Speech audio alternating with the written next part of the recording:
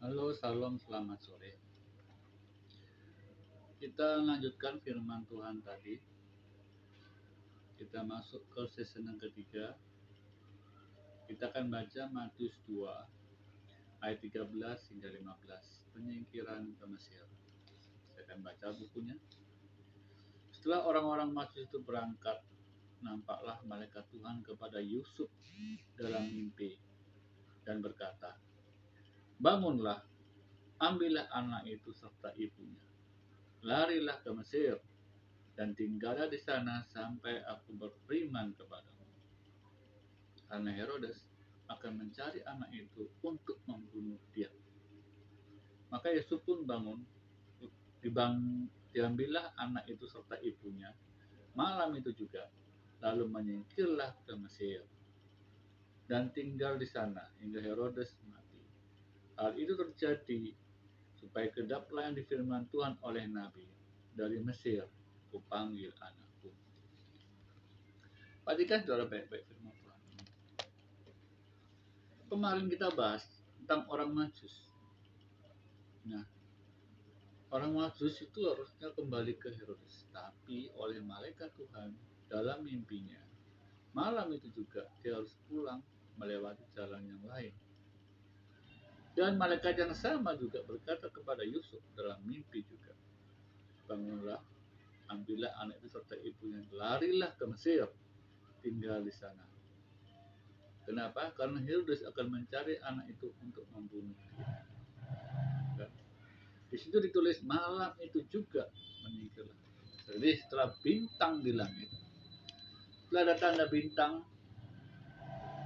yang menunjukkan bahwa ada Yesus lahir di situ, maka malam itu juga dalam istana itu mereka langsung pergi. Sama dengan orang Majus juga melewati jalan lain, dan Yusuf bersama istrinya, bersama Tuhan Yesus juga pergi meninggalkan Bethlehem menuju tanah Mesir. Dan kemudian itu juga sudah diwahyukan oleh nabi-nabi zaman dulu. Dituliskan di situ, "Dari Mesir kupanggil anak." Jadi saudara, peristiwa Tuhan ini peristiwa luar biasa. Apa yang saya tekankan di sini, luar biasanya bagaimana dunia itu bisa begitu jahatnya kepada Tuhan. Dunia tahu bahwa juru selamat akan datang ke dunia ini untuk menyelamatkan banyak umat manusia, terutama umatnya sendiri. Tapi tetap dunia ini nggak suka campur tangan Tuhan terhadap dunia itu. Iblis tidak suka, iblis dan kerajaannya tidak suka sama sekali. Kenapa? Karena keselamatan itu merupakan suatu musuh bagi iblis, sehingga harus dimusnahkan. Tapi di balik itu semua saudara, ada rencana Tuhan. Dari semua orang dunia ini, tidak semua orang yang diselamatkan. Kenapa? Karena Tuhan hanya memilih umatnya sendiri yang tersesat. Beritanya memang harus disebarkan kepada seluruh dunia, tapi keselamatan itu hanya kepada umatnya saja. Umat yang selalu punya hati mengasihi, punya hati yang selalu ingin dibentuk, punya hati yang rendah hati, dan hampir-hampir tidak ada ambisi di dunia ini. Yang ada hanyalah hidup berkenan kepada Allah. Dan itu tidak semua saudara, tidak semua anak Tuhan itu memahami anak Tuhan. Tapi yang domba itu sendiri tahu apa maksud Tuhan dia dilahirkan di bumi ini. Hanya domba saudara. Jadi berbahagialah kita, saya, saudara saya, mengerti akan firman Tuhan ini. Sehingga Tuhan gak segan-segan untuk memberitahu hal kebenaran, hal genting kepada kita. Apabila terjadi hal tidak diinginkan yang kira menjadi musibah bagi kita, Tuhan akan hindarkan itu semua.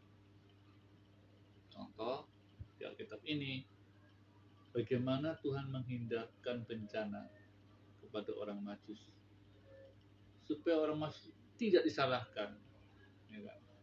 Tidak disalahkan karena menunjukkan lokasi tentang Yesus. Tuhan harus turun ke bumi memberitahu orang Majus itu melalui mimpi. Jadi orang Majus tidak disalahkan. Yang kedua, Yusuf.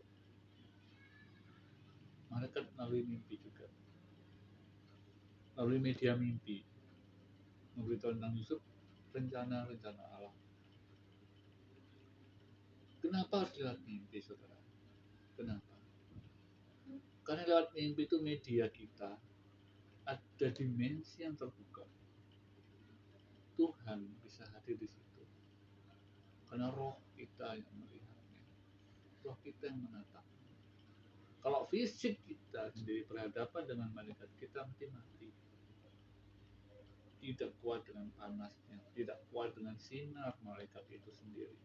Karena begitu kudus, bukan sinar matahari, tapi sinar kekudusan, sinar kesucian.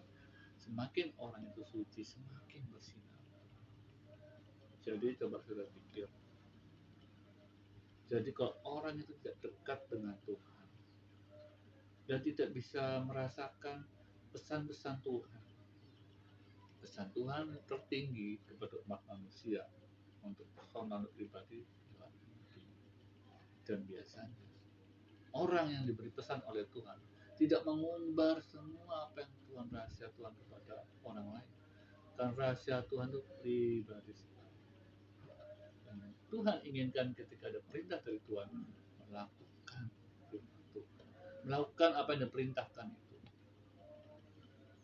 Kadang ketika seorang merasa dijamah Tuhan, merasa ada malaikat Tuhan yang berbicara, kita cepat bersaksi, boleh bersaksi, tapi itu tidak akan merubah apapun juga, tidak akan mengubah orang itu untuk bertobat atau masyarakat dunia bertobat dengan kesaksian kita. Ini percuma. Kesaksian kita yang malaikat itu pribadi yang Tuhan berikan kepada kita untuk kita sendiri, supaya kita berbuat apa yang diperintahkan Tuhan sesuai Alkitab. Bukan kita bersaksi menceritakan pertemuan dengan Tuhan, karena tidak akan merubah apa-apa, kan itu untuk kita sendiri. Tapi melakukan firman Tuhan seperti tulis di Alkitab itu yang diinginkan Tuhan, dengan adanya kesaksian melalui malaikat, melalui Tuhan, melalui mimpi kita, melalui pendengaran kita, itu pribadi kita harus melakukan sehingga orang lain melihat perbuatan kita itu. Kita bersaksi pun harus sesuai dengan Alkitab. Apa yang kita saksikan, jangan kita pribadi dikeluarkan. Alkitab ini yang kita saksikan. Contoh seperti Yusuf dan orang Majus. Bagaimana Tuhan bisa berbicara lewat kita langsung melalui mimpi. Hal itu yang bisa dilakukan oleh Tuhan kepada umat manusia. Jangan berpikir Tuhan akan datang kita berbicara segala macam. Ada memang, cuma nggak semua. Dan itu tidak merubah apa-apa. Kesaksian yang benar adalah kesaksian cukup dalam kita pakai pribadi, untuk kita sendiri, untuk istri, untuk anak-anak. Hanya untuk kita sendiri. Seperti Ibu Maria, ketika ada malaikat memberitahu tentang kehamilannya,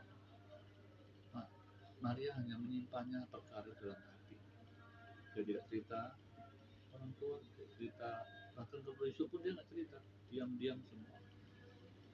Tapi justru yang diam-diam itu lebih berkuasa, karena apa yang Tuhan berikan tetap termeterai, saudara. Keselamatan tetap termeterai. Jangan kita ungkap percuma diungkap. Orang juga nggak akan pernah mengenal, nggak akan pernah mengerti, karena itu pekerjaan Roh Kudus. Hanya Roh Kudus, kita bekerja berdasarkan Roh Kudus. Jadi tetap kebenaran itu termeterai. Oke, saya kira cukup firman Tuhan pada malam hari ini, dan ini menjadi berkat, menjadi pedoman atau penguat kita dalam hidup kita sehari-hari bagi orang kita. Terima kasih semua, selamat sore. Bye.